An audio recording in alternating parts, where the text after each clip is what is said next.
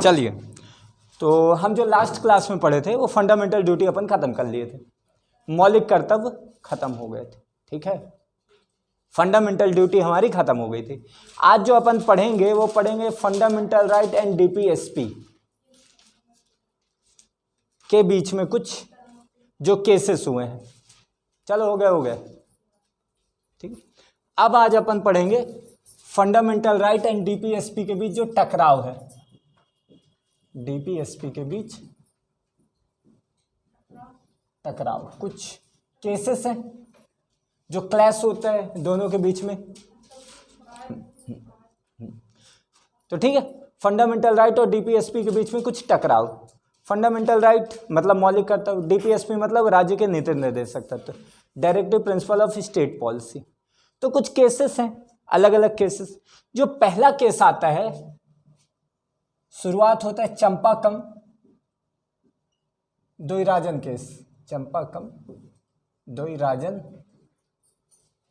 Case 1951।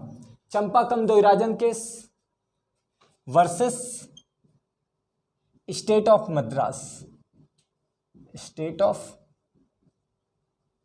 यानी मद्रास राज्य के बीच। तो ये चंपाकम द्वैराजन केस है वर्सेस स्टेट ऑफ मद्रास। ठीक है, मद्रास राज्य। इसके बीच में क्या आखिरकार हुआ था, ये एक्चुअली है रिजर्वेशन से इशू केस। ठीक है, यहाँ पे आरक्षण से संबंधित केस था। मद्रास सरकार ने क्या किया था, आरक्षण दिया था, रिजर्वेशन दिया था, जिसमें जो अदर कास्ट थी, जो ओबीसी है, उसे ज़्यादा आरक्षण दे दिया गया था। ठीक है, रिजर्वेशन दिया गया था। तो उसको लेकर के कहाँ पहुँचे थे, तुम्हारे हाई कोर्ट में पहुँचे, स्टेट ऑफ मद्रास में पहुँच रहे हैं। ठीक, सुप्रीम कोर्ट पहुँच रहे हैं, सॉरी। चंपाकम द्वैराजन के 1951, इसमें पहली बार ये बात हुई कि भाई फंडामेंटल राइट एंड डीपीएसपी के बीच में बड़ा कौन। फंडामेंटल राइट जो राज्य के मौलिक कर्तव्य है, मौलिक अधिकार है, मूल अधिकार, और डीपीएसपी जो राज्य के नीति निर्देशक तत्व। एक है आपका जो बाध्यकारी है और एक आपका जो है गैर बाध्यकारी है। तो ये बोला गया कि भाई आप क्या दे रहे हो, आप एक व्यक्ति को स्पेशल दर्जा दे रहे हो, स्पेशल स्टेटस के आधार पे आप उनको ज्यादा रिजर्वेशन दे रहे हो। तो क्या राइट टू इक्वालिटी का हनन है? आर्टिकल 14 समानता के अधिकार के विरोध में। और चूंकि आपका डीपीएसपी में बोला गया है, जब अपन पढ़े हैं तो उसमें बोले हैं कि एससी एसटी और ओबीसी के शैक्षणिक और आपके सामाजिक स्थिति, शैक्षणिक और आर्थिक स्थिति को बढ़ाने के लिए राज्य प्रयास करेगा। तो भाई साहब, राज्य ने प्रयास किया शैक्षणिक और आर्थिक स्थिति को बढ़ाने के लिए, लेकिन फंडामेंटल राइट क्या है, राइट टू इक्वालिटी। तो राइट टू इक्वालिटी है और यहाँ पे डीपीएसपी, तो दोनों के बीच में विवाद हुआ कि फंडामेंटल राइट बढ़ा कि डीपीएसपी बढ़ा। तो यहां पर सुप्रीम कोर्ट ने बोला कि भाई साहब आप गलत कर रहे हो, कौन बड़ा है, बड़ा तो फंडामेंटल राइट ही है, मौलिक कर्तव्य, मौलिक अधिकार ही बड़ा है, फंडामेंटल राइट ही बड़ा है, डीपीएसपी छोटा है। लेकिन साथ में ये भी बोला कि भाई साहब आर्टिकल 13 हमने देखा जिसमें विधि के बारे में बताया गया है। आर्टिकल 13 में क्या बताया, विधि के बारे में बताया गया है।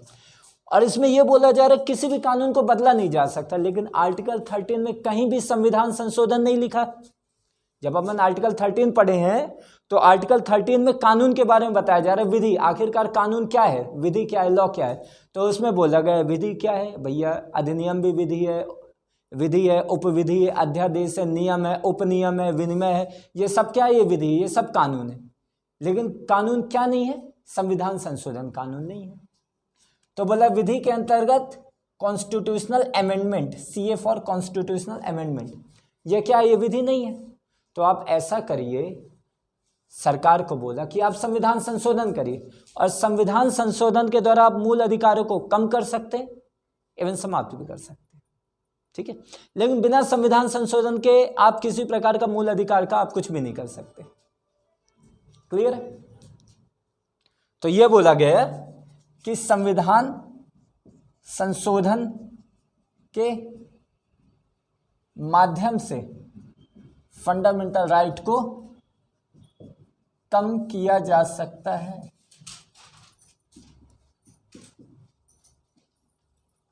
ठीक है, कि राइट टू इक्वालिटी है, आप क्या करिए, संविधान संशोधन करिए, संविधान संशोधन के माध्यम से आप क्या कर सकते हैं, फंडामेंटल राइट को कम कर सकते हैं और डीपीएसपी को लागू कर सकते हैं। इस आधार पर सरकार ने क्या किया, फर्स्ट कॉन्स्टिट्यूशनल अमेंडमेंट किया, चौथा किया और 17वां कॉन्स्टिट्यूशनल अमेंडमेंट किया। ठीक है, इसी केस के माध्यम से सरकार ने क्या किया, पहला, चौथा और 17वां संविधान संशोधन किया। ठीक, आरक्षण से संबंधित। क्लियर है, यह है आपका चंपा कमदोई राजन केस।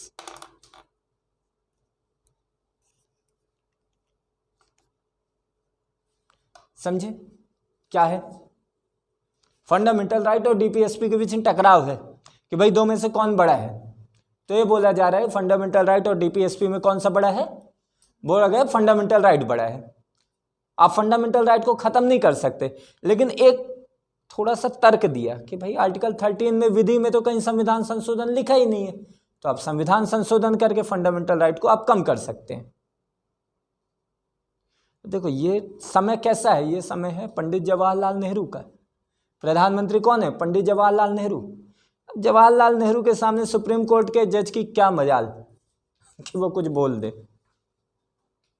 ना।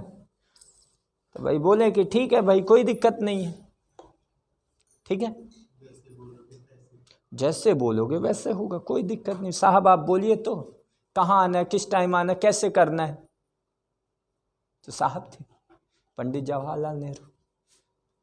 मतलब सरदार पटेल की मृत्यु के बाद उनके बराबर का कोई दूसरा नेता था ही नहीं देश में कायदे से। सरदार पटेल जब तक थे, सरदार वल्लभ भाई पटेल, उनके बराबर का बल्कि उनसे ज़्यादा उनका था कांग्रेस पार्टी में। लेकिन जैसे सरदार पटेल गए, राजेंद्र प्रसाद कौन थे, डॉक्टर राजेंद्र प्रसाद राष्ट्रपति थे। फिर राष्ट्रपति और प्रधानमंत्री के बीच में टसन चला पूरे टाइम लगातार। राष्ट्रपति चले गए सोमनाथ मंदिर उद्घाटन में, जवाहरलाल नेहरू ने एक स्टेटमेंट दे दी कि भाई राष्ट्र प्रधान को ऐसे किसी भी स्थल पे नहीं जाना चाहिए जो धर्म का प्रतीक है, क्योंकि राष्ट्र का प्रतीक क्या है, राष्ट्रपति क्या है, उसे धर्मनिरपेक्ष रहना चाहिए। सोचो, देखो मंदिर मस्जिद का मतलब केवल ये हो जाता है कि आप जब आप ऐसे पद पे होते हो तो कहीं ना कहीं आपकी व्यक्तिगत जो बात होती है वो कुछ हद तक कम हो जाती है। देखो राजा के पास अधिकार है कि उठ करके कहीं भी टहले, कहीं भी घूमे, कहीं पे, लेकिन सुरक्षा भी है ना। अपने व्यक्तिगत अधिकारों को तो वो छोड़ेगा भी, चूंकि उसको पूरे के पूरे देश को चलाना है। तो राजा कौन है, प्रधानमंत्री। और राजा को लोग देख रहे हैं कि राजा क्या बात कर रहा है। अब अगर राजा निकल जाए चंदन लगा करके, विभूत पहन के, भगवा धारण करके, तो क्या होगा, एक वर्ग को ऐसा लगेगा ना कि भाई ये हमारा नेता है भी कि नहीं। हो सकता है ना, क्योंकि हमारे देश में क्या है, वैसे भी कितनी डाइवर्सिटी है, वैसे भी देखो एक जो ट्रस्ट डेफिसिट है, विश्वास थोड़ा कम है समुदायों के बीच में। तो ऐसी स्थिति में क्या होगा, वो ये बोलेगा ना कि भाई हमारा चुना हुआ नेता है, लेकिन ये हमारे जैसे लग ही नहीं रहा है। गांधी जी और दूसरे नेता में क्या अंतर है। गांधी जी आए, गांधी जी ने देखा कि मेरे देश के गरीब कैसे हैं, जिनके पास पहनने के लिए कपड़ा नहीं है। उन्होंने पूछा कि भाई ये बताओ पहन पाओगे खादी कि नहीं पहन पाओगे। बोला कि अरे साहब बहुत ज़्यादा गरीबी है, कैसे पहन पाएंगे। तो बोला कि ठीक है, मेरे देश के लोग 2 कपड़े खादी नहीं पहन पा रहे और मैं 2 कपड़े पहन करके घूमूं, ये तो भाई ये तो गलत है। कैसे मैं उनका नेता, कैसे वो मुझे देख करके अपना मानेंगे। गांधी जी ने बोला नहीं, आज से मैं भी 1 कपड़ा पहनूंगा, तो केवल धोती पहने। सो ब्रिटेन की ठंड, यूरोप की ठंड में जा रहे हैं और कुछ नहीं पहने, मतलब ऐसे। इसको बोलते हैं क्या, ताकत, ये हिम्मत। तो नेता को देख करके आपको लगना चाहिए नेता है, समझ रहे हो। ऐसा नहीं होना चाहिए नेता भाई, नेता आपका बिल्कुल फरारी में घूम रहा है और किसान ऐसे उसको रोकने से पहले भी 4 बार सोच रहा है कि यार कहीं फरारी में दाग न लग जाए, साहब कहीं नाराज ना हो जाए। तभी तो नहीं देख रहे हो कि राहुल गांधी जब नोटबंदी हुई थी तो कैसे खड़े हो रहे थे, फटा कुर्ता पहन के खड़े हो रहे थे। क्या इतना पैसा नहीं कि सही कुर्ता पहन ले, लेकिन दिखाना है ना कि मैं नेता हूँ। और किसका नेता हूँ? आप लोगों का नेता हूँ। आप लोग फटी हालत में, मैं आपसे फटी हालत में।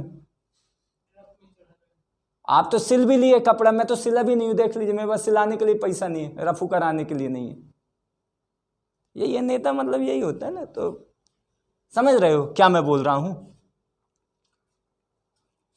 हालांकि हर जगह कुछ ना कुछ चीज़ें हैं। तो ये सब डिस्क्लेमर है, मेरी बातों को सीरियस ना लें, ये मेरे खुद के व्यक्तिगत विचार हैं। तो ये हो जाता है चंपाकम दोईराजन केस। ये बज कहाँ रहा है, तो क्यों बज रहा है भाई? ठीक है, अब इसके बाद आता है गोलकनाथ मामला। सेकंड है गोलकनाथ मामला वर्सेस स्टेट ऑफ पंजाब। भाई पंजाब राज्य, Golaknath case versus state of Punjab 1967, 1967 का केस। गोलकनाथ ये कौन है? 2 व्यक्ति हैं, 2 भाई हैं। एक हेनरी गोलकनाथ है और एक विलियम गोलकनाथ। दोनों पंजाब के हैं और दोनों के पास क्या है? फॉर्म है, फॉर्म लैंड है। मतलब क्या है? जमीन है उनके पास। और उनकी जमीन को मद्रास ने क्या, उनकी जमीन को पंजाब ने ले लिया। किसके तहत? लैंड रिफॉर्म के तहत, भूमि सुधार कानून के तहत उनकी जमीन को ले लिया। तो पहुंच गए कहां पे? Supreme court. क्योंकि तब तक क्या है? तब तक राइट टू प्रॉपर्टी आपका क्या है? फंडामेंटल राइट है। राइट टू प्रॉपर्टी क्या है आपका? संपत्ति का अधिकार आपका मौलिक कर्तव्य है। और मौलिक कर्तव्य अगर कोई भी आपका छीनता है, स्टेट छीनता है, तो आप कहां जाओगे? सुप्रीम कोर्ट जाओगे, आर्टिकल 32 के तहत। तो आर्टिकल 32 के तहत भाई साहब इन्होंने बोला है कि भाई आर्टिकल 19(1)(f) के तहत, आर्टिकल 31 के तहत और आर्टिकल 32 के तहत इनके अधिकार, इतने आर्टिकल के तहत कहां पहुंचे? Golaknath supreme court. Article 19(1)(f) संपत्ति के अधिकार के बारे में बोलता है। आर्टिकल 31 राइट टू प्रॉपर्टी, संपत्ति के अधिकार के बारे में। आर्टिकल 32 बोलता है संवैधानिक उपचारों के अधिकार के बारे में बोलता है। और इतने आर्टिकल को लेकर के कहां पहुंच गए? Supreme court. अब सुप्रीम कोर्ट जैसे जाते हैं तो भाई साहब यहाँ पे सुप्रीम कोर्ट बोलती कि भाई साहब ये बताओ, फंडामेंटल राइट एंड डीपीएसपी आप क्या लागू करना चाहते हो? बोले लैंड रिफॉर्म। लैंड रिफॉर्म कौन सा है? आर्टिकल 39B और आर्टिकल 39C। ठीक है, डीपीएसपी में आर्टिकल 39B और आर्टिकल 39C। आर्टिकल 39B क्या था?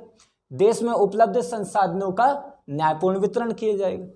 जो भी देश में उपलब्ध संसाधन, जो रिसोर्सेज, उसको क्या किया जाएगा? इक्वली डिस्ट्रीब्यूट किया जाएगा।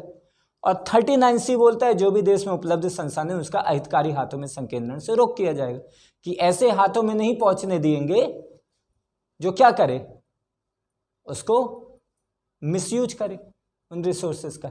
तो ये 2 अधिकारों के आधार पर डीपीएसपी में चल रहा है खेला। और ये 3 अधिकार हैं, फंडामेंटल राइट, और दोनों के बीच में टकराव है। ठीक है, ये हो गए फंडामेंटल राइट और ये हो गए डीपीएसपी। फंडामेंटल राइट और डीपीएसपी के बीच में टकराव। तो यहाँ पे गोलकनाथ में सुप्रीम कोर्ट बोल रही है, डिसीजन दे रही है कि भाई साहब फंडामेंटल राइट और डीपीएसपी में हर एक हालत में कौन रहेगा? फंडामेंटल राइट ही रहेगा। यानी जब फंडामेंटल राइट एंड डीपीएसपी के बीच में टकराव होगा तो फंडामेंटल राइट ही रहेगा प्रमुख, डीपीएसपी नहीं रहेगा। क्योंकि फंडामेंटल राइट क्या है? अनुल्लंघनीय है, उन्हें आप समाप्त नहीं कर सकते, क्योंकि नागरिक के मौलिक कर्तव्य से संबंधित है। ठीक है, तो गोलकनाथ केस में कौन जीत रहा है? Fundamental right. डीपीएसपी कम हो जा रहा है, लेकिन अब इसका कुछ आधार पड़ेगा ना। चलिए इतना समझ लिए, क्लियर। अब देखो जैसे गोलकनाथ मामला आएगा तो संसद फिर उठ के बैठ जाएगी, भाई साहब ये क्या बात कर रहे हो। तो अब संसद की प्रतिक्रिया, अब संसद ने बोला कि हम 24वां संविधान संशोधन करते हैं और साथ में 25वां संविधान संशोधन करते हैं। यानी इसकी प्रतिक्रिया में 24वां और 25वां संविधान संशोधन कर दिया। यानी जैसे सरकार को पता चला कि भाई साहब इन्होंने बोला कि डीपीएसपी लागू नहीं होगा, फंडामेंटल राइट ही लागू होगा, तो इन्होंने बोला कि अब हम संविधान संशोधन कर देते हैं। और संविधान संशोधन के माध्यम से क्या किया गया, यह बोला गया 24वां संविधान संशोधन में कि जो संसद है कोई भी संविधान संशोधन कर सकती, कोई भी संविधान संशोधन कर सकती है और वो न्यायालय के अधिकार क्षेत्र में नहीं रहेगा। न्यायालय उस पर कार्यवाही नहीं कर पाएगी।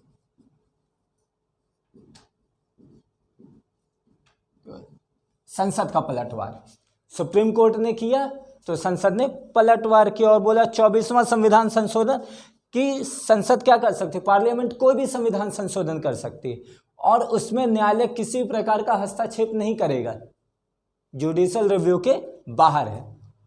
तो भाई साहब इसके अलावा एक और जो संविधान संशोधन 25वां संविधान संशोधन, इसके माध्यम से ये बोला गया कि 2 प्रावधान किए गए। एक लाए गए आर्टिकल 31 गा, आर्टिकल 31 गा, जिसके आधार पे बोला गया कि भाई साहब आर्टिकल 39B और आर्टिकल 39C को लागू करने के लिए जब हम आर्टिकल 39B और आर्टिकल 39C को लागू करेंगे तो यहां पर आर्टिकल 14 और आर्टिकल 19 गायब हो जाएगा। मतलब आप इस आधार पर उल्लंघन, आप इस आधार पर इसको नहीं टोक सकते कि आर्टिकल 14 और आर्टिकल 19 का वायलेशन करता है। एक बार आर्टिकल समझ लो, ऐसे आर्टिकल अपन पढ़ चुके, इसलिए मैं यहाँ दोबारा नहीं बता रहा हूँ। लेकिन जैसे आर्टिकल 39B बोलता है कि जो देश में संसाधन है उनका क्या करना, न्यायपूर्ण वितरण, 39B बोलता है। 39C बोल रहा है जो संसाधन है उनका अहितकारी हाथों में में रोक। आर्टिकल 39B 39C बोलता है। आर्टिकल 14 बोलता है विधि के समक्ष सभी समान है, यानी कानून की दृष्टि में हर एक व्यक्ति क्या है, समान है। और आर्टिकल 19 क्या बोलता है, आर्टिकल 19 आपका ये बोल रहा है कि भाई आपके पास स्वतंत्रता का अधिकार है। और स्वतंत्रता के अधिकार में बहुत सारी चीजें आ जाती हैं कि अव्यक्ति का अधिकार है, संघ बनाने का अधिकार है, सम्मेलन का अधिकार है, व्यापार का अधिकार है, निवास का अधिकार है, ठीक है, घूमने भागने का अधिकार है, ले रहे हो अधिकार। तो ये बोला गया कि भाई जहां पे आर्टिकल 31 गा आएगा वहां पर 39B और 39C को लागू करने के लिए आर्टिकल 14 और आर्टिकल 19 को आप वायलेट कर सकते हो, उल्लंघन कर सकते हो। जहां पे आर्टिकल 31 गा आया वहां पे सीधे 14 और 19 गायब हो गया। तो आप किसके आधार पे बोल रहे थे गोलकनाथ मामले में, यही था ना अधिकार कि आर्टिकल 14 है, उसी आधार पे आपने डीपीएसपी को क्या किया था,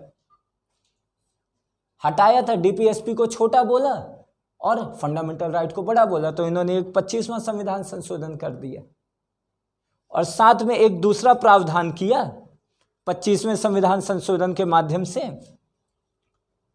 वो इतना महत्वपूर्ण नहीं है। 25वां संविधान संशोधन के माध्यम से दूसरा बोला कि भाई सरकार या कि संसद के पास असीमित शक्ति है, असीमित संविधान संशोधन की शक्ति है। मतलब आप रोक नहीं सकते, इतनी ज्यादा संविधान संशोधन की शक्ति है, ठीक है। यानी ये क्या हो रहा है, पार्लियामेंट अपने आप को बड़ा बना रही है और सुप्रीम कोर्ट अपने आप को बड़ा बना रही है। दोनों के बीच में क्या हो रहा है, टकराव हो रहा है। ये एक्चुअली फंडामेंटल राइट और डीपीएसपी के बीच में टकराव कम और सरकार और सुप्रीम कोर्ट के बीच में टकराव ज़्यादा है। सुप्रीम कोर्ट बोल रही है हम बड़े हैं, चूंकि ये ऐसा समय है जब बड़ा नेता नहीं है, जब इंदिरा गांधी आई हैं और इंदिरा गांधी शुरू में स्टेबल होना चाह रही हैं, समझ रहे, शुरू में स्टेबल होना चाह रही हैं और सुप्रीम कोर्ट इंदिरा गांधी को दबा रही है। जब तक थे पंडित जवाहरलाल नेहरू, हिम्मत ही नहीं उठी सुप्रीम कोर्ट की कुछ बोले, और जैसे फिर लाल बहादुर शास्त्री के बाद इंदिरा गांधी आते तो इंदिरा गांधी शुरू में क्या है, थोड़ी सी सहमी है, ज़्यादा बोल नहीं पा रही हैं। कामराज है उनके टाइम पे, और कामराज थोड़ा बड़े लीडर, पूरी की पूरी कांग्रेस को सिंडिकेट उनको कहा जाता था।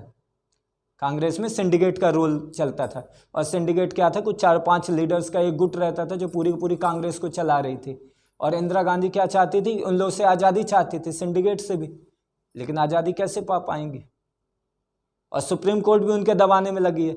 और इंदिरा गांधी, अगर मान लो सुप्रीम कोर्ट अगर ना हो और ऐसे केसेस ना होते तो मतलब डिक्टेटरशिप तक पहुंच गई थी इंदिरा गांधी। देखो पूरा डिक्टेटरशिप कि अपने मन का जो चाहें वो कर सकती हैं।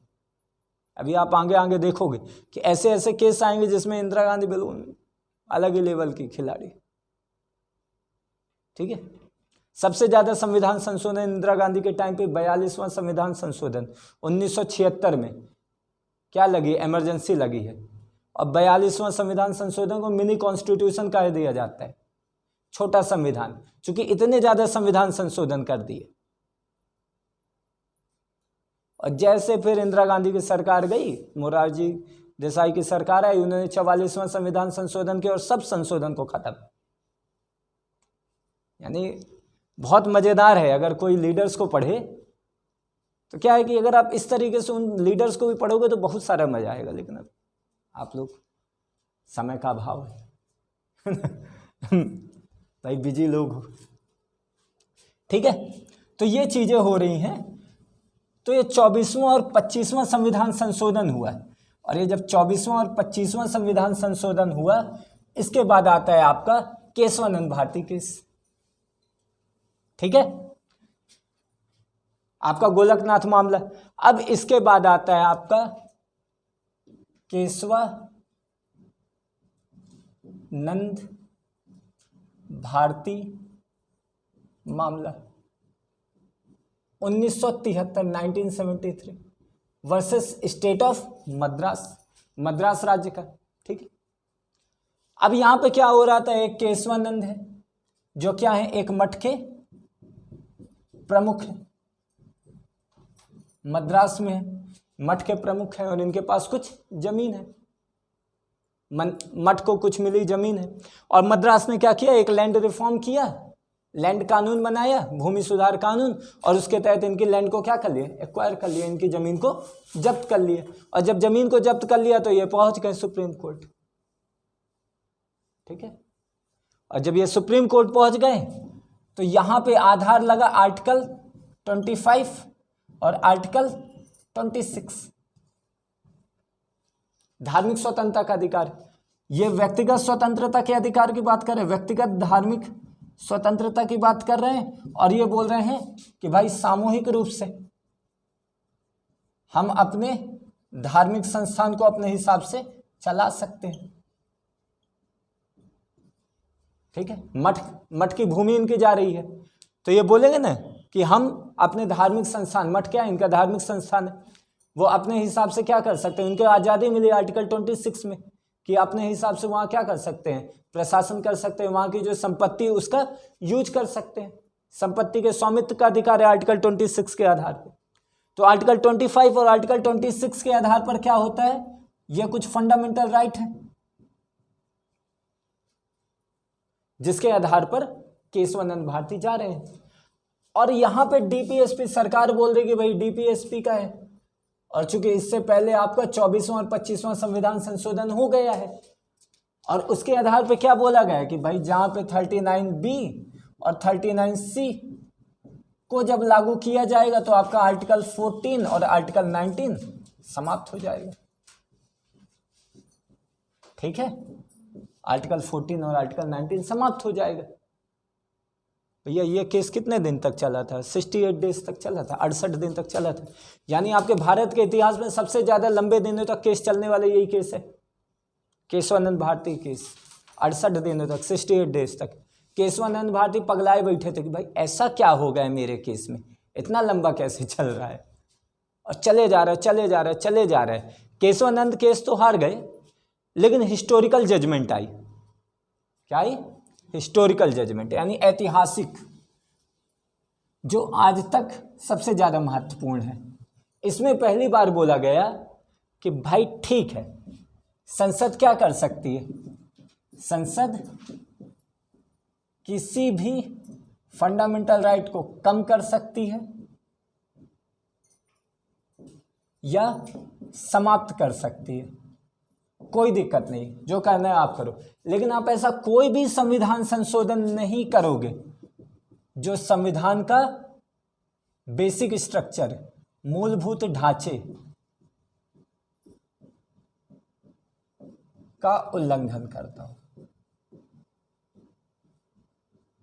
ठीक है, मतलब क्या बोला गया कि संसद को छूट दे दी गई, तो आप फंडामेंटल राइट को खत्म कर दो, कोई दिक्कत नहीं, हमें सब समाप्त कर दो। लेकिन आप ऐसा कोई भी संविधान संशोधन नहीं करोगे जो संविधान के मूलभूत ढांचा, जो संविधान का जो बेसिक स्ट्रक्चर है उसे वायलेट करता हो। ठीक है, तुम कर सकते हो फंडामेंटल राइट को खत्म, लेकिन बेसिक स्ट्रक्चर बताएगा कौन? सुप्रीम कोर्ट बताएगी, और अलग अलग समय वो बताती रहती है। जब भी सरकार क्या करती है, संसद कोई भी ऐसा कानून लाती है, सुप्रीम कोर्ट बोलते थे अरे भाई क्या कर रहे हो, ये तो बेसिक स्ट्रक्चर है, आप ये कर ही नहीं सकते। एक शब्द क्या लिया? मूलभूत ढांचा, बेसिक स्ट्रक्चर, और बेसिक स्ट्रक्चर के दम पे वो कुछ भी कर सकती है अब सुप्रीम कोर्ट। तो अब यहां से पड़ला किसके ऊपर भारी आ गया? सुप्रीम कोर्ट के पास। क्योंकि इसके बाद आप देख रहे हो क्या हो रहा है, इसके बाद इमरजेंसी लग रही है, इंदिरा गांधी ने इमरजेंसी लगाया। ठीक है, क्लियर है? यह हो जाता है आपका सबसे महत्वपूर्ण जजमेंट। इसके बाद एक और केस आता है, क्लियर है? सोना उन्हें तो नहीं शुरू कर दिए, अभी है समय ना, थोड़ा सा और कर लेते हैं।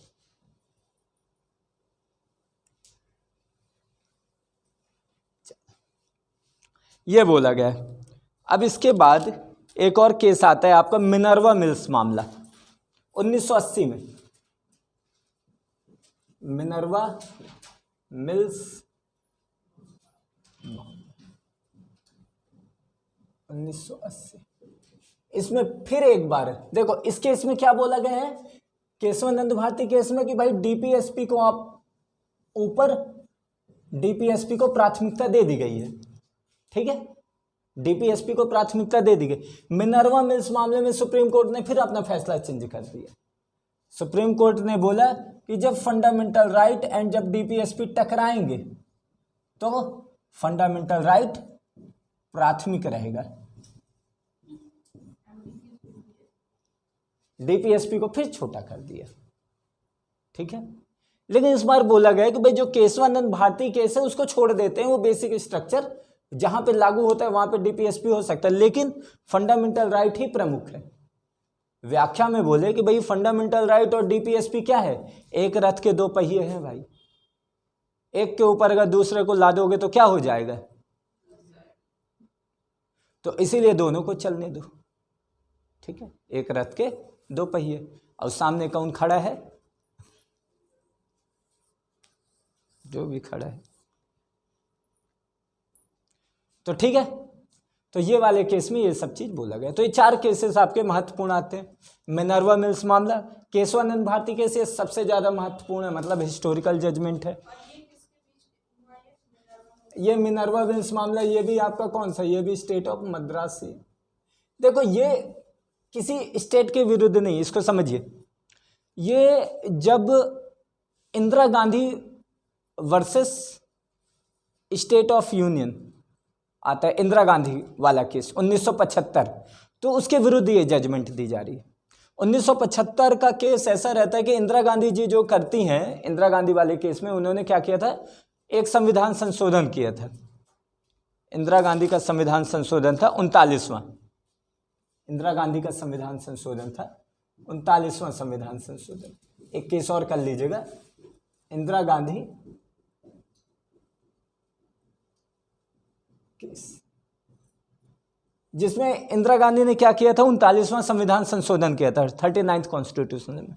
इसमें इंदिरा गांधी ने एक बात बोली कि भाई साहब कि अगर प्रधानमंत्री का चुनाव हो रहा है या कि लोकसभा अध्यक्ष का चुनाव हो रहा है, उसमें अगर कोई चुनावी विवाद आता है, ठीक है, तो उस विवाद को समाधान करने का अधिकार किसके पास रहेगा, पार्लियामेंट के पास रहेगा, संसद के पास रहेगा, सुप्रीम कोर्ट के पास नहीं जाएगा। ठीक है, क्या बोल रही है कि भाई प्राइम मिनिस्टर और लोकसभा के अध्यक्ष, लोकसभा के प्रेसिडेंट, प्राइम मिनिस्टर और लोकसभा के अध्यक्ष, अगर इनका कुछ चुनावी विवाद आता है,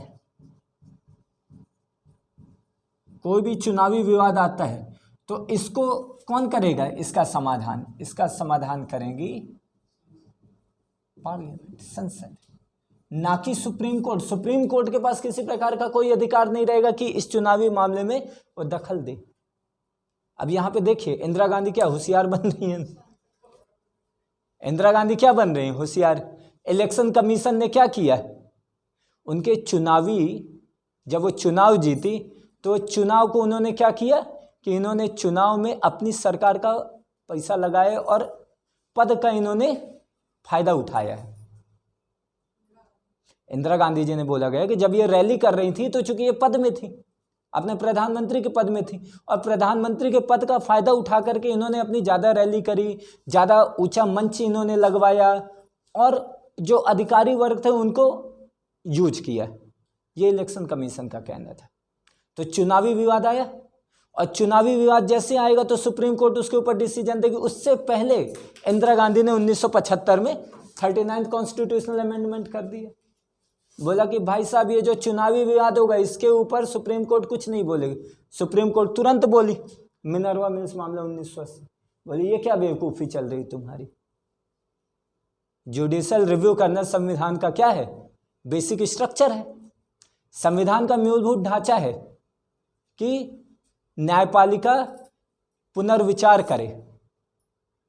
ठीक है, आपने जो कानून बनाए उसके ऊपर पुनर्विचार का अधिकार हमारे पास है, क्योंकि प्राइम मिनिस्टर कैसा पद है, प्राइम मिनिस्टर एक लोगों के द्वारा चुना गया पद है, और हमारी स्थापना इसलिए की गई है ताकि हम ये देख सकें कि भाई कानून लोगों के अनुसार है कि नहीं है। तो ये जो पद भी हो रहा है वो लोगों के अनुसार है, इसलिए इससे कोई विवाद भी होगा तो उसका समाधान कौन करेगा, हम करेंगे।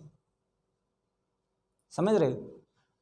तो इसलिए फिर मिनर्वा मिल्स मामला आया। और देखो यही समय रहता है 1975। फिर उसके बाद इंदिरा गांधी ने क्या किया, इमरजेंसी लगा दी। ऐसा कहा इंदिरा गांधी को पुलिस लेने आई और वो अपने उसमें वो बिना गाड़ी के गई थी। जब पुलिस के हिरासत में आई तो भाई उन्होंने बोला कि नहीं, आप चूंकि प्रधानमंत्री के पद में तो हम आपका वो नहीं करना चाहते, आप पीछे वाले रास्ते से चलिए। लेकिन चूंकि इंदिरा गांधी थी, बोले नहीं, आप हथकड़ी पहनाओ, हम साथ में चलते हैं। जैसे सुप्रीम कोर्ट पहुंची तो कुछ भी नहीं बोला, उन्होंने बोलने से इनकार कर दिया। तो फिर उसके बाद में उन्होंने क्या लगा दी, इमरजेंसी लगा दी। इमरजेंसी लगाने के पीछे उन्होंने बोला कि कुछ आंतरिक शक्तियां हैं जो क्या कर रही हैं, देश में गड़बड़ी लाना चाह रही हैं। ठीक है, तो क्या है आपका, पहले आपातकाल किसके आधार पर लगाया जाता था, आंतरिक गड़बड़ी के आधार पर लगाया जाता था। फिर उसको संविधान संशोधन किया, बोले आंतरिक गड़बड़ी तो बड़ा खतरनाक शब्द है। आंतरिक गड़बड़ी तो ये है कि भाई कोई अगर कुत्ता छींक दिया तो तुमने बोला नहीं गड़बड़ी है साहब, उसने कुत्ता हमारे ऊपर छोड़ दिया, लगा दो इमरजेंसी। तो बोला नहीं, आंतरिक गड़बड़ी नहीं, सशस्त्र संघर्ष, कि शस्त्र लेकर के कोई अगर संघर्ष करता है और उस पे देश का क्या हो रहा है, देश खतरे में पड़ रहा है, तब आप इमरजेंसी लगा सकते हो। ठीक है, इमरजेंसी में क्या होता है? इमरजेंसी में इमरजेंसी होती है। इमरजेंसी मतलब क्या है? मतलब तात्कालिक व्यवस्था है, आपातकालीन व्यवस्था। और आपातकालीन व्यवस्था में क्या किया जाएगा? आपके पास आपके अधिकार रहेंगे? नहीं रहेगा ना। राज्य के पास उसके अधिकार रहेंगे? नहीं रहेंगे। संघीय व्यवस्था तुरंत एकात्मक व्यवस्था में बदल जाएगी। जो संघीय व्यवस्था मतलब केंद्र और राज्य के बीच में शक्तियों का बंटवारा है, उसकी जगह क्या हो जाएगी? केंद्र प्रमुख हो जाएगी और राज्य के पास अब किसी प्रकार का कोई अधिकार नहीं रहेगा। और पूरे के पूरे देश में क्या लग जाएगा? राष्ट्रपति शासन लग जाएगा। और फिर सरकार क्या करेगी? अपने मन का करेगी। क्योंकि आपातकाल लगा हुआ है। आपातकाल में आपको किसी प्रकार का कोई अधिकार दे दिया गया तो आप क्या करोगे? वैसे भी आप कुछ नहीं कर सकते। पढ़ लो पहले, है ना, नहीं तो ऐसे क्वेश्चन पूछोगे। ठीक है, हाँ, क्लियर है। तो इस तरीके से केसेस होते हैं। तो ये वाला केस समझ में आया। मिनर्वा मिल्स मामला कहाँ से आ रहा है? इंदिरा गांधी के उसमें आ रहा है। चूंकि इंदिरा गांधी ने ये सब किया तो फिर तुरंत फिर ये मिनर्वा मिल्स मामला जैसे हुआ तो उन्होंने 42वां संविधान संशोधन कर दिया। इंदिरा गांधी खतरनाक है। उन्होंने 42वां संविधान संशोधन कर दिया और बोल दिया कि भाई संसद के पास अब असीमित शक्ति है, उसके सामने कोई नहीं है, सबसे बड़ा। यानी अब क्या इमरजेंसी और इमरजेंसी के टाइम पे धड़ाधड़ धड़ाधड़ धड़ाधड़ करे जा रहे हैं संविधान संशोधन। दिख रहा है क्या क्या? लाओ भाई, आओ बैठो, बताओ संविधान में कहाँ कहाँ गड़बड़ी है। उनका बैठा है एक राजनीतिक सलाहकार था, क्या कॉल था, भी नाम याद नहीं आ रहा है। वो बैठ करके वो क्या कर रहा है? पूरा का पूरा सलाह दे रहा है कि ये मैडम करो पास 42वां संविधान संशोधन। 50-60 संविधान संशोधन कर डाली 42वां संविधान संशोधन के नाम पे। सब ये मूल करता है सब 42वां संविधान। हाँ, कुछ सही भी थे, कुछ का विरोध भी हुआ था, कुछ का सही भी थे और कुछ का विरोध किया गया। तो 44वें संविधान संशोधन लाया गया मोरारजी देसाई के द्वारा, उन सबको खत्म। क्योंकि अब क्या है, 42वें संविधान संशोधन में बहुत ज्यादा वो समाजवादी देश बनाए जा रहे हैं कि हम समाजवाद के मॉडल पर चल रहे हैं। इंदिरा गांधी का एक मॉडल था गरीबी बचाओ आंदोलन। उस टाइम पे आपके अमिताभ बच्चन की मूवी एक आई थी ना, लावारिस, उसी टाइम की मूवी का है। उसमें वही है, गरीबी बचाओ, तो गरीबी बचाओ, 20 सूत्री कार्यक्रम प्रोग्राम चलाना, ये सब चीज़ें किया गया था इंदिरा गांधी जी के द्वारा। तो था अपना अलग ही करिश्मा था इंदिरा गांधी का। आयरन लेडी कहा जाता था, ऐसे ही नहीं थी, पूरे देश को हिला के रखे थे, खतरनाक। यूएसएसआर ने बोला था कि भाई इंदिरा गांधी एक ऐसी लेडी हैं जो अपनी शर्तों पे कोई भी समझौता करती हैं, अपनी शर्त।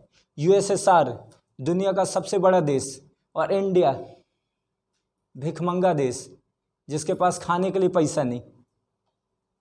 गेहूं कहाँ से आ रहा है? अमेरिका से आ रहा है। हमारे पास नहीं था गेहूं खाने के लिए पैसा।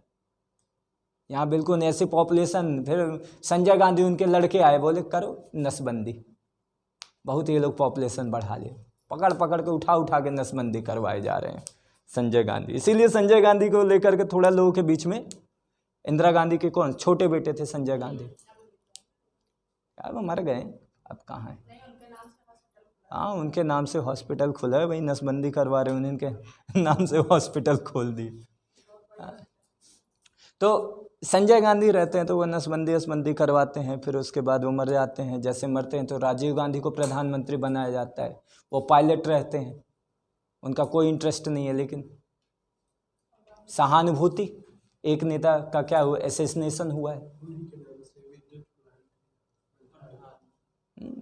हाँ ठीक है ना, अब कांग्रेस के टाइम पे ही बने थे ना, तो कांग्रेस ने अपने अपने लीडर के नाम पे रख दिए, अब सबके नाम चेंज कर रही है। ठीक है, तो ये हो गया आपका फंडामेंटल राइट और डीपीएसपी के बीच में जो टकराव। कितने मिनट हो गए?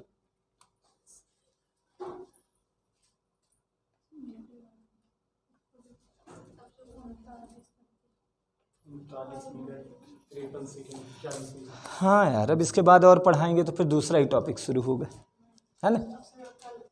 कल करते हैं ना, नहीं तो दूसरा टॉपिक फिर। अब क्या करेंगे, संविधान संशोधन पढ़ेंगे अपन। संविधान संशोधन आर्टिकल 368, आर्टिकल 368 तो उसको पढ़ेंगे। ये वाले को आज अपन खत्म करते हैं, अदरवाइज लंबा खिंच जाएगा।